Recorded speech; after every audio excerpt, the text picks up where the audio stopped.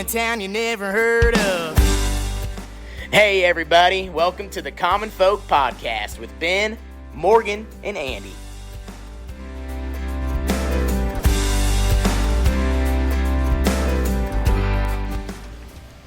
Welcome back to Common Folk. That's right, the podcast for the people, by the people. If you hear a little buzz in the background, I don't know, we'll just have to see how this one comes out. Yeah. So we got a new fan in the studio because it's freaking, what is it outside now, 90? Oh, I mean, it was 99, getting close 98? to that. Yeah. It's ridiculous. I mean, this is your prototypical end of the bedroom, room to the house that faces that southern sun. Yeah. Just baking. Yeah. Yeah. So hopefully that fan holds up, but we'll see. Maybe we're going to have to get rid of it and send a letter to Mr. Dyson. Yeah. I was told like completely quiet. That's what they said, but they were wrong. They lie. I can't believe an infomercial led me astray. See, if Dyson came to us and were like, hey, we want to sponsor the Common Folk Podcast. We got the quietest fans on the market. Mm-hmm. Or our fans don't even make noise. Yeah. I would be like, okay, let me check it out. Let's check it out. And then we wouldn't. We wouldn't allow them. We'd have to turn that one down. Well, so far, maybe we don't have the right. But you guys looked into it, didn't you? Yeah. The fan? Yeah. I mean, they sell a few of them, but... You didn't get the knockoff. I mean, that No, stupid this thing's is- $400. Oh, you caught that one? Yeah. Oh, my God. I thought there was like a $200 one. Yeah. Okay, you went all Wow. in. Well, you know. Yeah. Not only is it giving you a little breeze, it's also making your air super clean. Yeah. Oh, wow. It has a filter thing. in there? Apparently. That's the Lie. gig? You just made that up. That's what they said. Yeah. It feels nice when it does oscillate this way. I Yeah. will say that. Why It's are real you nice. the only one that has a Just koozie? hopefully it's not You screwing- didn't even give our guests Hopefully it's not koozies? screwing anybody's noise. Rude. The koozie. Oh, yeah, you should have this. You God. I mean, come on. can take that home with you. There we go. For a merch company, I think I should have a koozie. For sure. For sure. Speaking of that, So what- you hardly ever even use koozies. Yeah, I do. I don't. Don't yeah. you find that some people are big on koozies? I am. Like, we go to the neighbors, and they're instant, here's a koozie. Like, which is very nice for, to give to your guests. Right. I don't think we do that when people come to our house. We're not big koozie people. Are Yeah. you, Andy? I'm a big koozie guy. Okay. I think it's fun. Wait, is it why? I Why mean, though? Like, Yeah. why do you actually choose I think, that? if nothing else, it's a fun little story type of thing. You know, when people used to put stamps Yeah. on like Yeah. dollar bills, and you could like look it up, like, oh my God, this is in Louisiana last week. You know, So you like I to do. pick the koozie Well, that means something to you that day? No, yeah, whatever comes up. So like a wedding from 18 years ago. Oh my God, they got divorced twice. Remember these guys? It was still a fun wedding. But it's a story starter. It's kind of fun. We just- knew it yeah. at the time, but Yeah. they went through anyway. I told him not to. It just made me think of it when with you having the koozie. I'm like, maybe we need to get better about that. The only at reason home. I like koozies, like today's koozies, is they just give you a better grip. Mm-hmm. So whatever, Yeah. because that's the thin, like neoprene ones. Yeah, they're good on a bottle too. So this one that he has over here that folks can see in the video, this is the old school foam, thick, probably isn't fitting in your cup holder. Shouldn't matter anyway, because why would you ever put your beer down? So just keep getting after it, No, right? I told you what I use those for, and I'll tell you again because we scheduled it. We're going to Canada next year. We're doing it. Period. Family fishing trips back on. That'd be awesome. And we go up there and we rent the crappiest boats at this little resort, and we're pretty rough on them, but that's why they're rentals. Sure, and those rental companies. all there is like benches across it, right? It's just a deep V, and so you need that to put on the bench so your beer doesn't spill over, because you can't fish. It gives some stability. Exactly. Yeah. And it keeps your beer cold. Like, it's Canada. It's either cold or it's really, really hot. Either way, I want a koozie, and I those don't want my beer float well too. Exactly. Yeah. They're a catastrophic event. You'll still save your beer. By the way, God. if folks want one of those koozies, Where could they go? at farmfocused.com, and you True. can use the code CommonFolk. You get 20% off of that dang koozie, Yeah. Hey, all right. which ends up being big money. You It know, does. so It does. it's important. Well, So make what we sure you doing? have some- Make sure you have some in stock before. Yeah, we got plenty. We got plenty. You can have as many as you want. No, you heard him there. We got Kyle Lechtenberg back in the fold. Kyle, you're kind of a versatile guy. You do a number of things.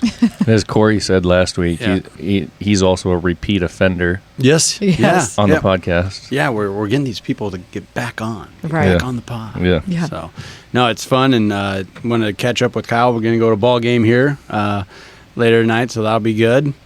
And with you being so involved and kind of having your ear to the tracks, I think you've seen for a long time. This is the perspective I want to look at it. You used to be able to find an umpire for a Little League game, referees for a weekend basketball tournament, at the YMCA or whatever. Mm-hmm. That's not the case anymore. You got to pull teeth to get guys to volunteer for it.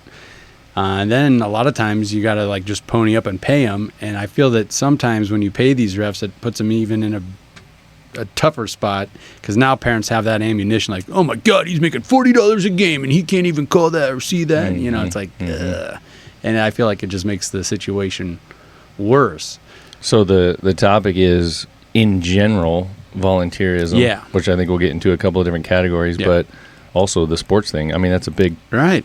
part where it shows its face. It does. It's like Not the front only- lines. Yeah, not only with referees and umpires and officials, but with coaches. Yep. Coaches, assistant coaches. You usually have a few high school kids, like our little coach pitch league. We had high school kids umpire and kind of get the fields ready for us. It's tough to find these guys. Yeah. You know? Yeah. I think maybe a good place to start with, just to kind of get all the listeners on the same page. Kyle, what qualifies you to talk about this topic? Like, what have you done in your life? Probably a lot of things that a lot of other folks like us have, which means we're all in the thick of it. But what do you have going on? Well, I think from a parent's, I probably start looking at this objectively from a Yeah. parent's perspective, because now we have 4 kids, 13, 11, and 8. And I'll just tell a little bit about my story with volunteering, kind of working from where we are today to backwards. We're a sports family. We enjoy that. And a coaching family in general. I come from a line of teachers and coaches and agriculturalists. And so I think from the coaching, I just wanted to be part of my kid's life, basically one per season. So I always look at things in systems or processes, and I'm like, okay, I got 4 kids, there's 4 seasons in Nebraska. I'm going to coach each kid one season. So this is my story. I'm not telling anyone else how to do this. Well, your story No, is this going to is be good, a lot of yeah. other people's story as well, really. I mean, Right. You Yeah. kind of try to balance that life versus involvement and just bringing it up today. My son has a ball game tonight that I'm choosing to miss for the College World Series. And just so you all know, I'm okay with that. I can sleep at night. I'm going to miss one game You're for gonna his live. whole season. He's going to live. I'm going to live. Yeah. And that could go down another route of kind of being Right. able to take care of yourself professionally and personally as well, and not giving you everything you have to your kids and not Right. protecting your Right. own health. And so, kind of back to that, I started volunteering with baseball. That seems to be where we start the youngest. And so, a couple years ago, started out with T-ball, and now I do coach pitch with my youngest. I do basketball in the winter with my twin girl, and then I do my oldest. She's actually grown into being an agriculturalist. She's not really into sports, and so I'm kind of designating spring for that, because there's spring's kind of that. We don't really do any track clubs, and there is spring baseball, and there's some other stuff going on, but and then my other son does football in the fall, so that's kind of how it's angling, and it is hard. I mean, as you guys are all parents, and when it's just that law of exchange. If you put your time into one area, you're giving up other areas, and volunteering for coaching is probably easier than volunteering for umping or reffing. One thing I do try to do is always thank the umps, thanks the refs. I don't always get that done, but even if there's some conflict, and probably even more so if there is conflict in a game, I'll almost try to make it a point to find that ump after the game and just tell him thank you, so he can leave the night feeling a little bit better about himself, even if paid or not. I think anymore you about have to pay umps and refs. Yeah. Coaches, there's usually enough parents that'll fill in and help and do that. But I think that's one layer. This has got a lot of layers to it as far as volunteerism. I got brought up kind of inadvertently through the FFA program, and then ultimately as a young professional, early marriage, we had one kid, a guy by the name of Clark Kennison out of Norfolk. You guys probably wouldn't know that name. He retired shortly after. He recommended for my wife Tiffany and I to go to a local Farm Bureau meeting, and at the time I was willing to go, but kind of at the same time like why, didn't know what the reason was. And he started talking to me about politics, which I generally enjoy, and all the benefits around advocating and helping, and ultimately they have a lobbying arm that can help with some of that. And so that drew me. That was enough value to get me to volunteer, to go to those meetings and start becoming involved. And so through that organization, we actually became state young farmer advocates, and then even at the American Farm Bureau level, we started volunteering for that. And then as some of that went on, we did get some compensation for, and not really paid. You just kind of got reimbursed for things. But so that was one thing. And now we're at a stage of our life, we're trying to kind of bring that value back to our community, whether it's coaching or the church or umping or all of those things. And we really, I mean, I would say weekly, we have these kind of family over the kitchen table conversations of like, okay, I've got this going on. You're going to that game. I'm going to this game. What about the church benefit? Who's covering that? Oh, we'll both try to do that. You know, and they want you to make something. And that's an example. It's not a real one right now, but there is these things that parents get pulled a lot of directions. So I'm a big advocate for saying no and meaning it. And also, if you say yes, make the commitment and do it.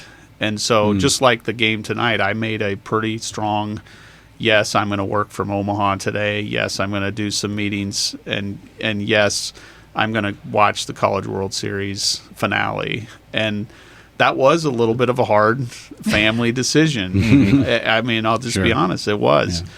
But I also know from a kid's perspective, we can't have our lives completely revolve around them. I think they do have to understand that at some point, parents got to have the opportunity to be able to take care of themselves in their own way as well. And so, yeah, it's true. That's an interesting avenue you're talking about going down, because you're also making a youngster maybe a little bit more fragile or weak-minded if dad needs to be there every time. You know, like, get out of here. No, this is your team. This is your spot. You got to learn how to deal with that. You know, you're not always going to have everybody in the stands cheering for you, clapping for you. Yeah. So, and what I always think of is my Aunt Mary said that as soon as we found out that we were pregnant, you know, Ashley and I, she goes, well, just remember, kids are secondary. You still got to take care of yourself. I'm like, whoa, no one's ever said that. That's not in any book or anything like that. You know what I mean? Or maybe there's some new books. It does seem so selfish, but it's not. Yeah. Like, you have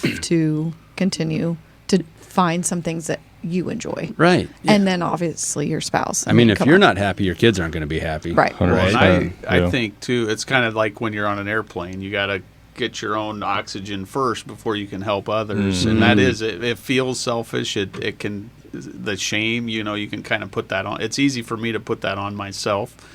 But at times, I know what my body and my health needs. And it's not always a baseball game. Don't get me wrong. I'm not talking about that. But there are certain outlets. And I do agree. Andy brought up a great point there. I think healthy relationships do put a marriage ahead of their kids. I think Generally speaking, that's easier to do for a man probably than a woman. I don't know that for certain, but I know in our dynamics that my wife is great about being selfless and putting everything out for the family. And I'm the one kind of pulling for a date here or there, or let's go do something with just us maybe. Yeah. And we love doing stuff with our kids, camping or traveling or going to a lake or something. But there is a point where you do have to get your priorities in order. And I agree with that comment you made.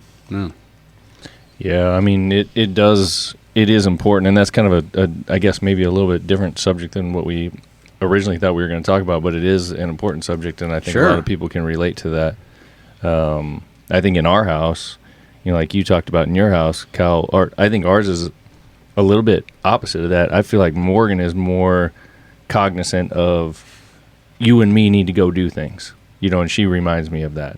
And then when we do, and we go do it, I'm like, yeah, all right. we did need to do that. You're right. And then it's made me think more about it, Yeah. Even like, you talk about College World Series.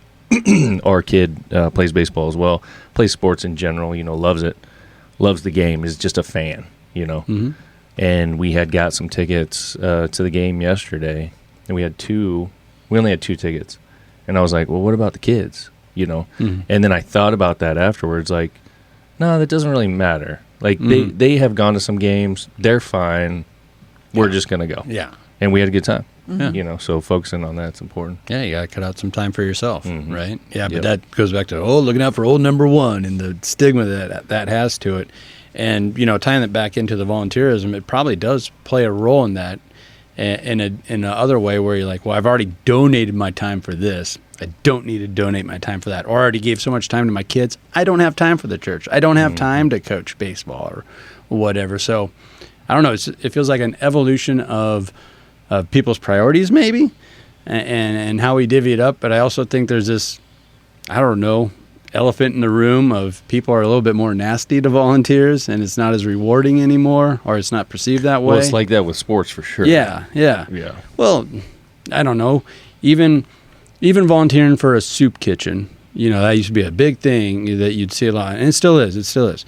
But I feel like there's a lot less appreciation now of standing in line, getting that meal. Well, the World Herald ran that article a couple years ago about how all the food banks were running out of food, and it showed a picture of just 4 or 5 morbidly obese people picking through. It's like, you see the give and take there. Yeah. Like you see 4 or 5 really obese people, and now you're complaining about not having enough food.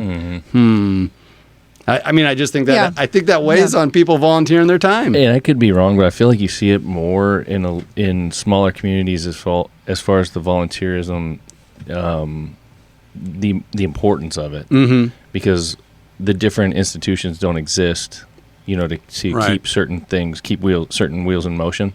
So you have to have those volunteers come forward to be able to do all those different things. People talk about like service members, like our military, like we're the only volunteer military in the world. Basically meaning that like our folks aren't required to participate. They still get paid for it, but they do decide like, hey, we're going to go do this. So that's a big deal. And then you look at things like first responders, fire and rescue, and police. I guess there's not really any like true volunteer police departments, right? I mean, but when you look at fire and rescue, that's something that in a lot of these towns is a 100% volunteer effort. Even some of Nebraska's bigger towns still a volunteer fire department, you know? And those, like you said, there's still paid positions in that, but you're giving your time, it's still a volunteer spot. Yeah, and I think there's a big issue right now in a lot of the areas with getting people to do those kinds of things. Whether it be fire and rescue, whether it be umpiring a local Little League game, or reffing a local soccer game or basketball game, or whatever the case may be, a parent or somebody stepping up to coach the team, coming together to put together the local 4th of July parade, or all the different things that come into it. That everyone has to, that someone has to be there to dedicate their time and their effort for free. So, Yeah, but what's the reason? Yeah, and I keep hearing people talking about like we've got this shortage of volunteers. Like we can't get people to come out. Mm-hmm. And you're kind of hearing that with some of the military too. The military's having some trouble recruiting. In general, like what is the issue? I feel like it's time. I do. I feel like when you volunteer, let's just say it's being an ump. Yeah, it's that time, but you gotta think of the drive time, back and forth, the time you're missing from your own family. Mm-hmm. It may not be your kid's game. You may not be getting paid for it. You may be, I don't know. I feel like, let's say it is a parade. You got to organize that. There's time going into that. It's not just the day of. Right. To me, I feel like when we see volunteers a lot, at least in our town, maybe it's same with you guys and Andy, same with you guys. It's like the same people always volunteering. Mm-hmm. And the ones that don't, they're just going to like feed off of the ones that always volunteer. The people that are showing up at school. Yeah. The people that are donating for the PTO. All this stuff. And I hate to sound like about it, but it seems, I don't know, it seems very repetitive. It's same. It's always seems like always the same people. I think you're right about that, but I think to play off of that as well, it is time. I think that's where it begins. Okay. Is people have to make that commitment like, okay, I'm going to put in this much time, I'm going to put in this much effort to do this, and I'm going to sacrifice all these other things for that. Mm-hmm. But then on top of that, once you do all that and you make that decision, when you're just not appreciated, I guess is really not a better way to put it. Yeah. Then it's like, why am I doing this? Mm-hmm. You know? Okay, because like people are yelling at you. Like you're as saying, like as a ref, coach, yeah. Like, you're like, well, this easy. is stupid. Yeah. And in some of those other roles, like a first responder, as an example, that's not normally an issue. No, because everyone appreciates those folks. Mm-hmm. But there is a lot of effort and events that go unseen and unappreciated, and so on and so forth, which is fine. I mean, Morgan knows, I know, with the amount of time commitment, you know, I mean, it's become multiple days per week, you know, all of a Saturday, you know, whatever, just to go up and just make sure shit's ready. Right. You know? Yeah, just to get to the event. Yeah. Just to get there. And people aren't like, oh my God, thank you so much for washing that fire truck. Mm-hmm. You're like, no, but that's what we do, right? Yeah. But then when you're actually putting it to work, then people are thankful. So that helps with that arena, I think. But that also makes me wonder, I mean, again, we have a shortage of volunteers. Why can't we get more people into the local fire and rescue service or those kinds of things that are even more appreciated usually? Was it a combination of like what Morgan's saying with time and what you're saying, like how the family dynamic plays into it? And so like you're trying to balance time, work, and then volunteer just keeps getting pushed off to the side? Probably. I think there's also a value proposition. We've contemplated this for a couple years actually, of how to get, because I'm 41. I hate to say that on the air, but I feel like you're younger than us. Okay, so there you go. A lot of, and I love the youth, and that includes probably that 20 to 30 year old career person or farmer or the person kind of developing who they are. And I think there's a value proposition that what they're volunteering for has to provide some sort of value back in the same proportion. Mm-hmm. And I think when you guys talk about like appreciation, and whether it's compensation or appreciation or respect, it's got to be one or a combination of the three. And so that's where we're, as a small community in Oakland, my wife and I are trying to be part of what we can be fully part of, and probably trying to back off what maybe we're not doing a very good job of. Yeah. No, an example of that where Ben was talking about appreciation and was it worth it, you know? So Lynch just had their summer festival, and the parade wraps up with the fire department getting into a water fight with the volunteer lifeguards at the swimming pool. The fire department always wins. Of course, yeah. We got bigger hoses. Yeah, but it's a lot of fun, and all the kids come running out, and they get hosed down too, and they're hurling water balloons back at the firemen, you know. But just the joy that it brings everybody watching that, and all the kids running out there, you know, getting sprayed and everything. That alone, I think, fits that value. Like, okay, that was worth it. That was worth our time. Getting the trucks out, washing them down, filling up the tanks, and then using all this time for that. But that seems easy. Like, that value should always be there. Where's it going? Well, I also think too, most of us are thinking rural, or it feels like the conversations around somewhat rural America. Mm-hmm. There used to be a family on every quarter. So you had so many more options of people to volunteer. Now you've got the same people that were doing it 40 years ago that are still on their same quarter. Right. But the other 3 quarters no longer have somebody living there. And I think that's what I see in rural America is there's just not the people. The population's shrinking in those certain areas. Yep. I don't know what Omaha would say on this conversation. Yeah. They may have plenty of volunteers. Well, and don't you... Oh, go ahead. Well, what I was going to say to Andy's point, and maybe that's a good point that I hadn't really thought about, where a lot of this is getting so much more formalized.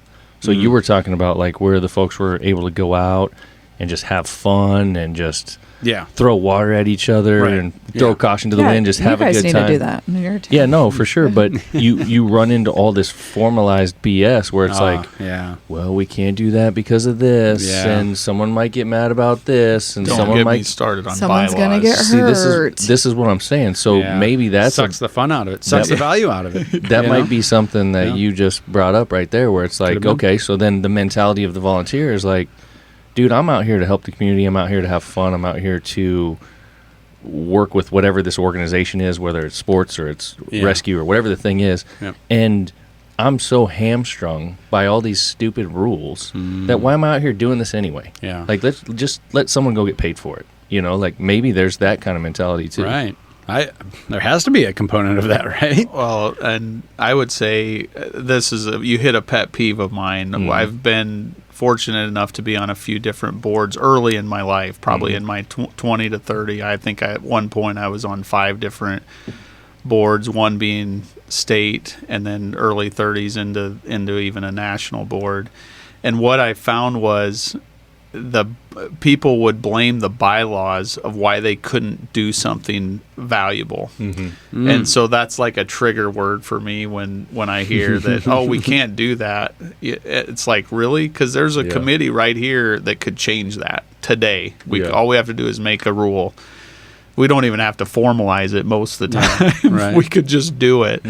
And probably the other thing, everybody blames liability. A topic for another time. I've lived through some very detrimental situations in terms of liability. We had an employee die on our farm probably 10 years ago. Not a lot of people know that, but there were certain implications beyond that we learned. And a lot of times what people fear in liability isn't what the reality is of what happens. And so I think once you overcome that, you can change bylaws. You can do a lot more of these types of things that happen in Lynch, where you can actually have some fun.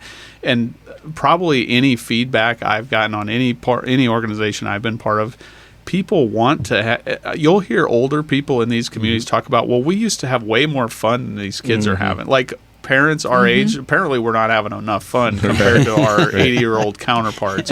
I'm sure. I mean, they talk about things that they did at our age, and it's like, we would never think of doing that. Oh, I know. Unless you're in Lynch, Nebraska. Yeah, we still get away with it. We still get away with it. Well, like you said, I mean, everyone is worried about that liability and that potential litigation and all the things that come along with it. So it goes along with I was listening to an interview where any topic you bring up, the common response, whether you're at the bar, at the coffee shop, whatever, is, well, yeah, but this happened at so-and-so time. They bring out the 1 in a million. You know what I mean? Yes. So your story is, well, yeah, but at a parade in St. Louis, a kid got squirted by a hose and he died. Right. And they got sued for $10 million.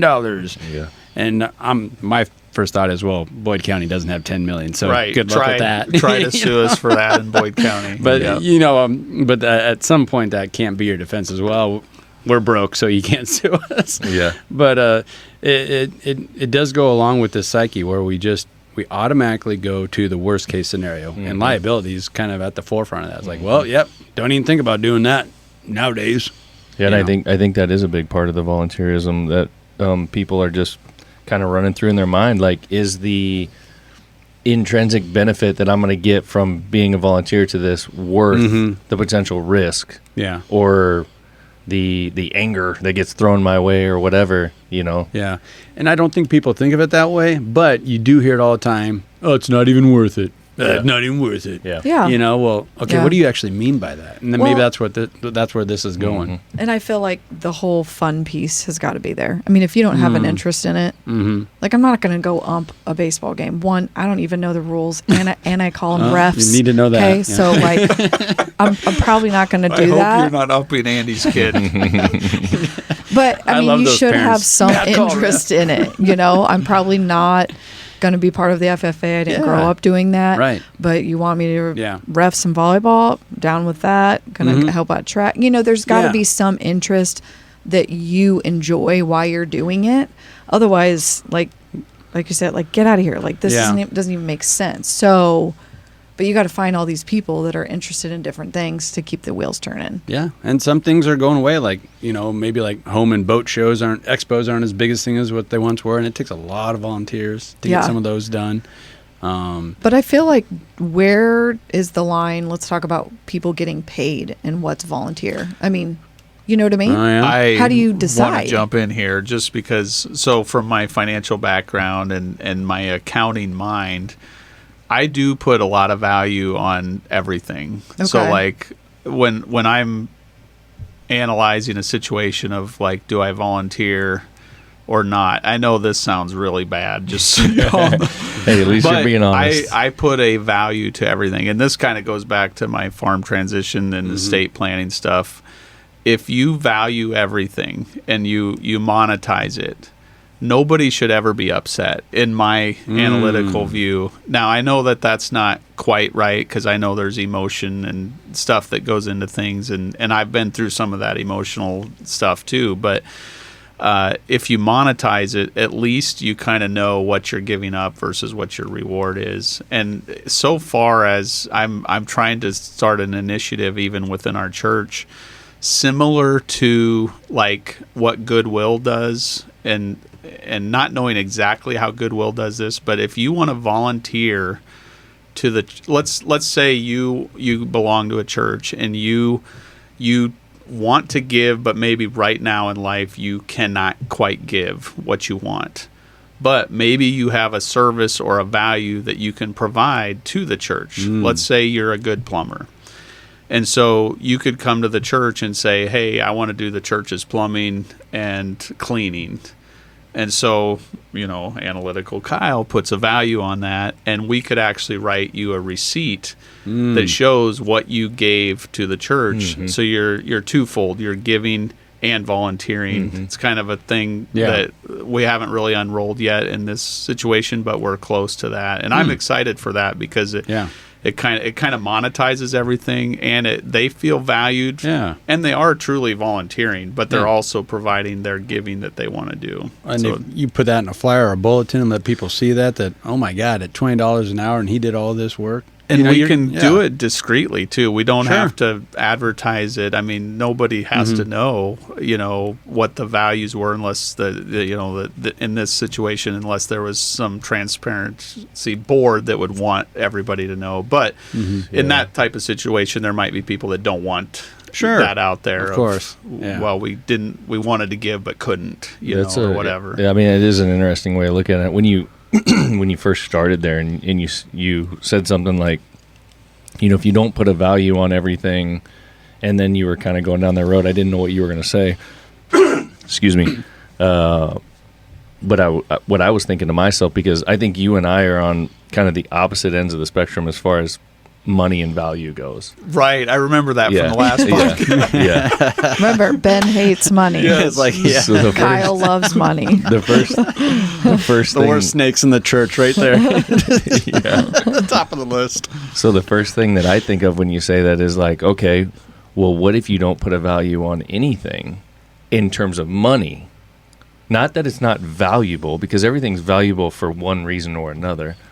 But if you don't look at it as the value of the dollars that it's worth or whatever that it brings, what kind of mentality does that bring? And I don't know the answer to that, but that's the first thing that I was thinking when you said that. And I think both of them make sense, and I think that it is smart to do something like that with an organization to not only encourage people to help, but also, more importantly to me, and what you were explaining right there, it gives that individual a kind of that mental gratification of, like you said, I can't throw $100 in the basket every week, but I can do this, and they're telling me that this is what this is worth, and they're contributing. That's their way of contributing. I think as a human nature, we all want to contribute and be part of something. Agree. And so I love that analogy. I think that was perfect.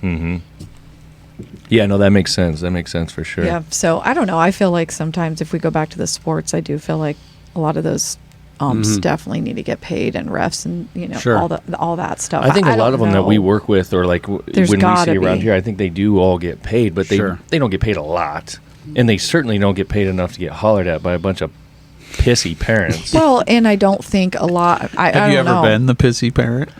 Dude, for me personally, honestly, and Morgan could say, you could call me out if I have, but I don't think he has. I probably have. I don't think I ever have. I catch myself. Oh, I definitely have. I probably have, but then I'm the first one at the end of the game to be like, thank you so much. You were terrible, but I'm so glad you're here. I wouldn't say it like that. But I definitely feel like I always go back to, a ref. God, that was, the kids will be like, that was a horrible ref, and empathy, agree with them, but like, hey, there were other things that you also could have done. Like, let's not forget that blah blah blah happened too, definitely. And a couple of pieces there. One, to kind of put this into perspective, yesterday we went to the College World Series game yesterday. 2 kids sitting next to us. How old do you think those boys were? Oh, I think they were probably 8.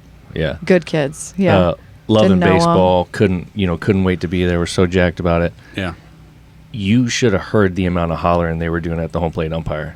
Totally. And obviously the umpire doesn't hear them. Yeah. But their parents are like 3 seats away, so and their they're parents just like, didn't hear them are either. you kidding me? How did you miss that? Like, these kids are going. Blue. Yep. I'm thinking to myself, you didn't just learn that, figure out how to talk like that. You've been hearing this. Yep. So I'm not talking trash about their parents. I'm just saying, like, in general, for whatever crowd that they've been around, which is most. Oh yeah, most sports crowds. Someone's saying something. So we struggle a little. I'll hear that from our kids sometimes, and I question that on ourselves, because I'm like, gosh, have we been? Because I'm like, where is that coming from? Is it coming from other parents? Is it coming from us at home?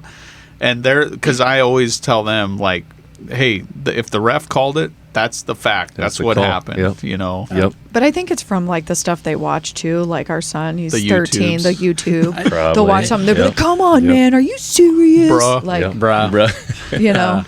So that goes back to, like, do we just? I mean, we literally just have all of ourselves to blame for this. Like, is this what we're creating? I have 2 roads on this, and I think just the environment that I grew up in, and it basically, as you say, brah, it makes me think of a South Park episode. We basically grew up in South. We started it 20 years ago. Yeah, we are basically South Park, where everybody everybody knows you, by a first name basis. And my dad was always an umpire, baseball umpire. Yeah, he has his 25-year plaque in basketball and football. So, but I can remember just being really little and going to baseball games, and man, like you said, 8-year-olds were razzing him, just let him have it. And then parents would let him have it. Then I would watch the coaches yell. I'm like, whoa, you can't yell at dad, And then after the game, I would be driving home, and he'd be laughing about it, like, yeah, well, so and so he gets riled up. I'm like, but you guys are buddies. Why would he yell at you? And he's like, oh, forget the buddy thing. 1 pitch, they can be your friend the whole game. 1 pitch changes that. So if you have that perspective. And also, I think it's fun. I remember the first time I went to a hockey game, Lincoln Stars. I've never been to a hockey game, so it was totally new to me. And just how horrible they are to the other team, to the umpire, what do you call them in I think hockey? that's Is hockey. it umpires? But gotta be that's a referee, hockey. right? Yeah, But I referee. think it's like It's you've fun. known in hockey. But so it was the first It's time like a three-man sport. The refs, Yeah. the two teams, they're all Totally. against each other. right? And these little kids, I just remember them dropping F-bombs and pulling out the newspaper and turning around. And Oh, I mean, shoot. it was funnier than all get out. And I'm like, yeah, screw those guys, you know? I don't care. I think that's a good point. I think You there know? is some fun to be had between the officials and the. And if you're an official, And the if you're an crowd, umpire, yeah. if you volunteered for it, grow up. Get ready for it. Yeah. On a certain level, right? On a Yeah. certain level. I mean, it should be a little part of the game. I want to take a little pressure off of our demographic and our generation. I witnessed a Boyd County school board meeting probably 10 years ago. Okay. And you'll appreciate this one. This was kind of during the consolidation stuff that happens. It's happened across all of Yeah, it's rural everywhere. America, Yes. rural Nebraska, just budget cuts and consolidations and all these things. And I was on a local implement board, and the now retired manager, and the room was full, and the front was full of volunteers. The school board, I think, is mostly volunteer. They might get a stipend for different things, but mostly volunteer, I think. Mm-hmm. And this was a contentious meeting, so there was a lot of people there. A lot of people were volunteering their time to come to this meeting to see the direction of Boyd County schools. And I'm standing in the back just wanting to see a good meeting, a good direction, wanting everyone to be at peace. I'm probably 30. And there's an 80-year-old standing right next to me, and he starts chanting, "Fight, fight, fight." Stop. Like there was like No, something you should- contentious there's- said. There was something contentious said up front in the board. And I'm like... I was embarrassed for Yeah. him. I bet. He had no embarrassment. No. And I was just like, it was an awakening moment for me. Like, so we can't be too hard on ourselves Yeah. as Yeah. a culture. Some Yeah. of this stuff has been going on for Yeah. 2,000 plus A years. lot of That's it a great is point. human nature. Yeah. for Exactly. Sure. Yeah. And that's what I was getting at with, like, grow up. Like, of course, we're looking to blame somebody for our Yeah. kid losing. It's got to be the ref. Well, and the, Right. You know, like, Right. yeah. everyone's got to understand that. the other you know? side of that, you probably remember he was like a gym coach or whatever, but example, there's a basketball ref everybody loves. Guy, I would call pretty even games, but he is interactive with the parents. Like he'll say something to him. At that point, like you don't say anything rude to this ref because he's fun. Yeah. And he's Yeah. a good older guy. I mean, you're Probably you're a psychology basically major. I don't know. Yeah, he does one over on the whole crowd, Yeah. and it's both Yeah. audiences. He's one of It's- those guys. Like, he's a good. we'll probably have him on Ref. the podcast. My dad knows who he is, so I got his Gosh. phone number because I wanted to have because he's a career Is he, referee. is he and from coach. out in central Nebraska?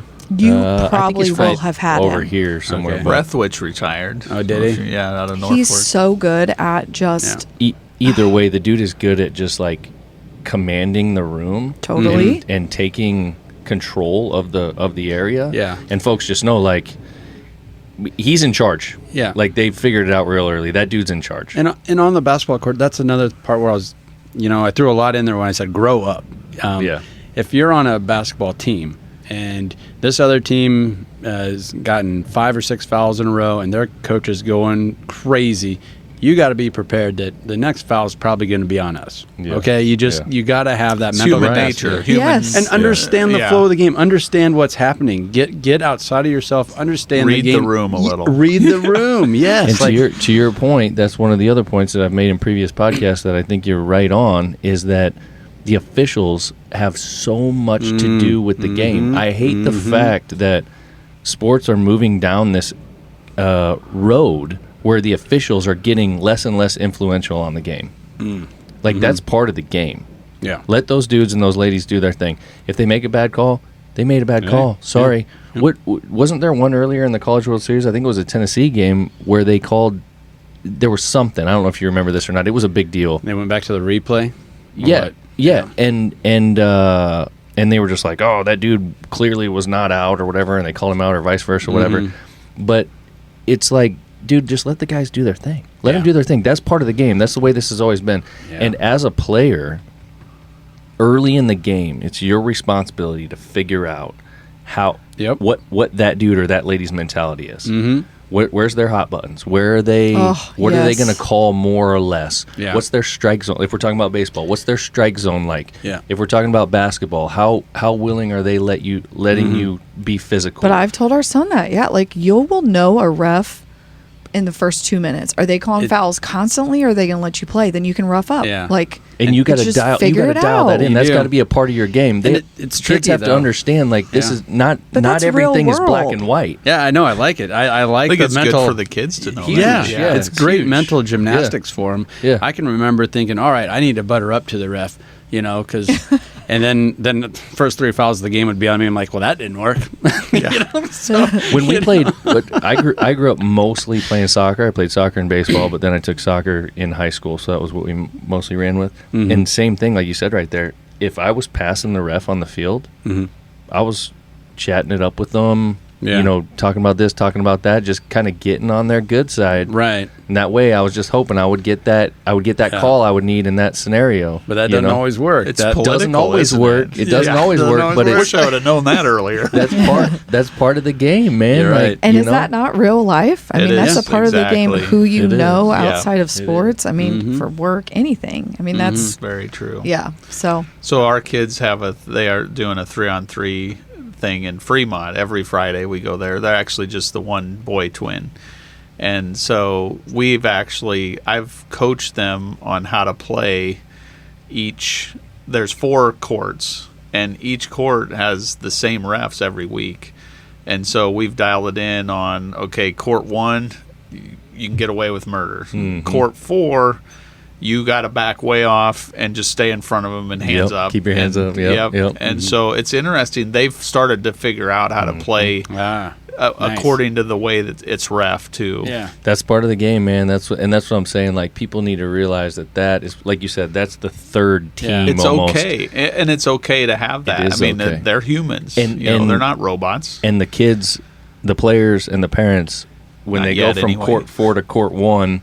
Yeah. Where everything's being allowed over here and it's not over here, don't be yelling at that guy expecting him to ref like that guy. Just know what you're dealing with. Yeah, and move on. Yeah, it all ties back into that, why people aren't signing up for things or doing things. But I'll go back to it. Grow up. I really feel like on both sides. If you're signing up to volunteer, get ready to not be appreciated.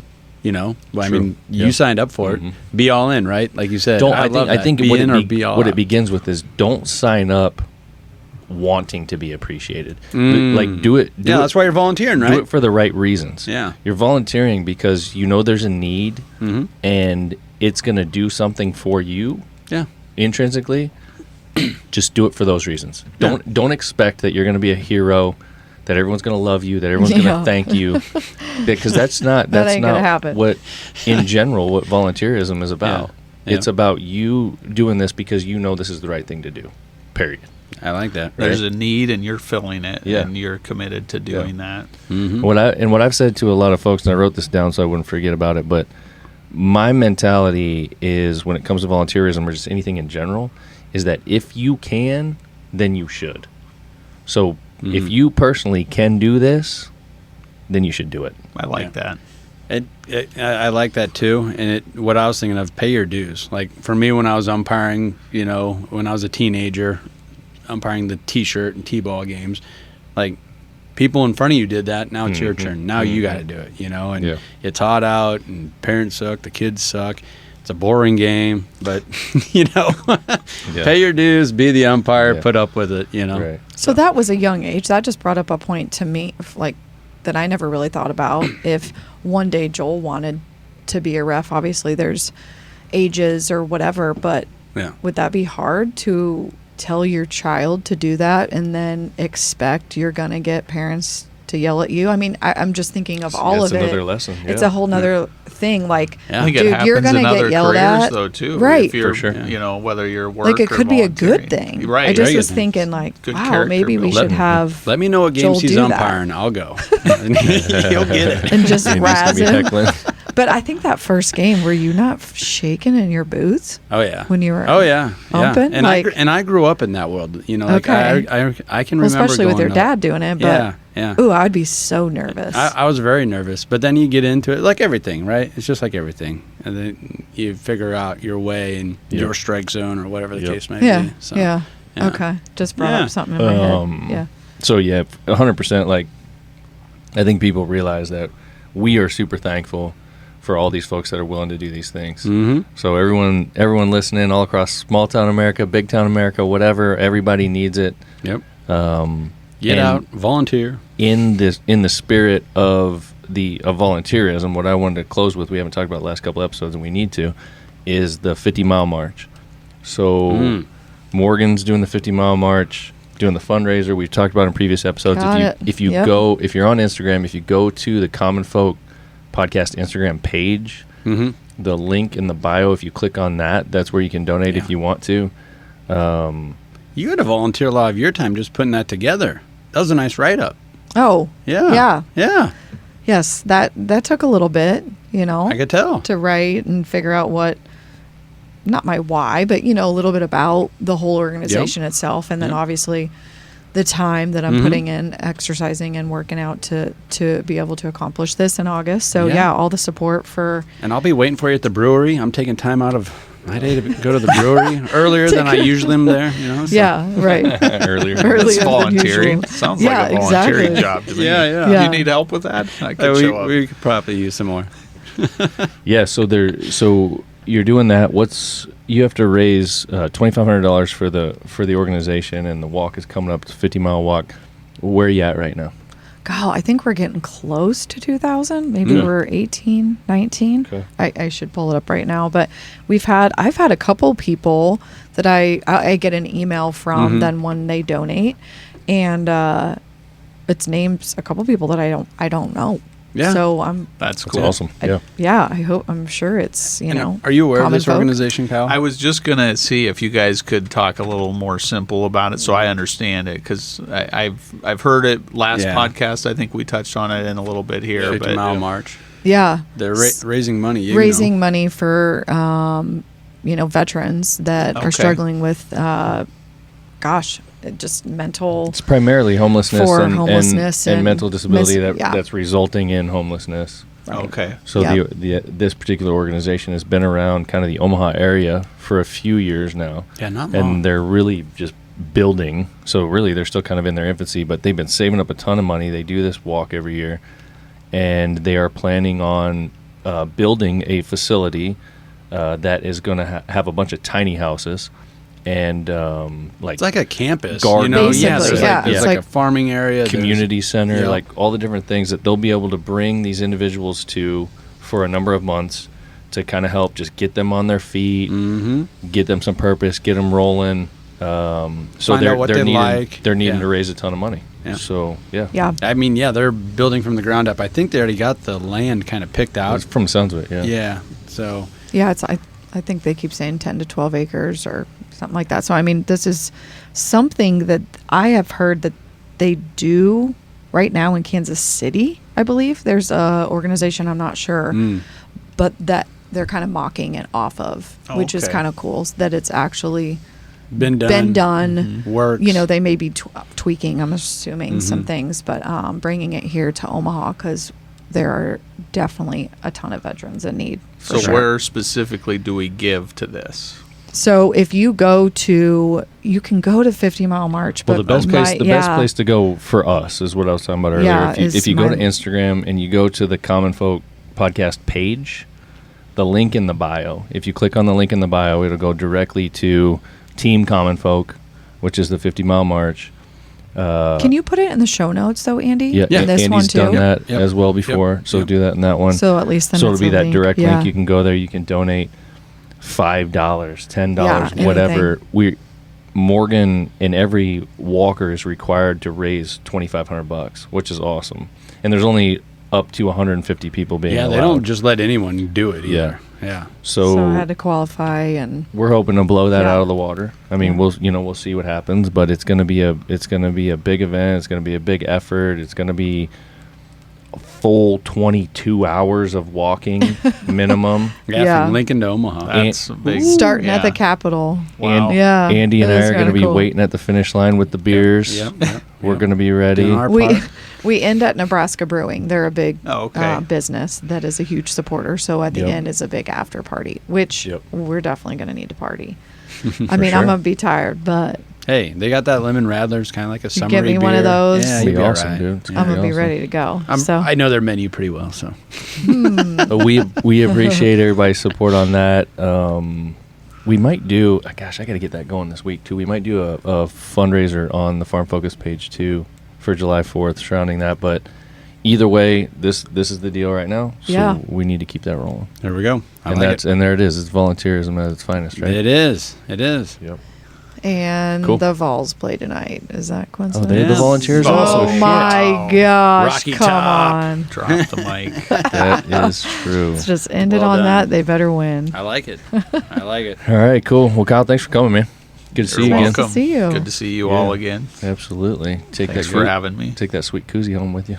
Perfect. Yeah, buddy. It won't fit in any of my cup holders, No, but we'll it's not go with supposed it. to. Yeah. Go fishing. It'll fit on my fishing boat. There you go. Yep. All right. Peace. Anything else?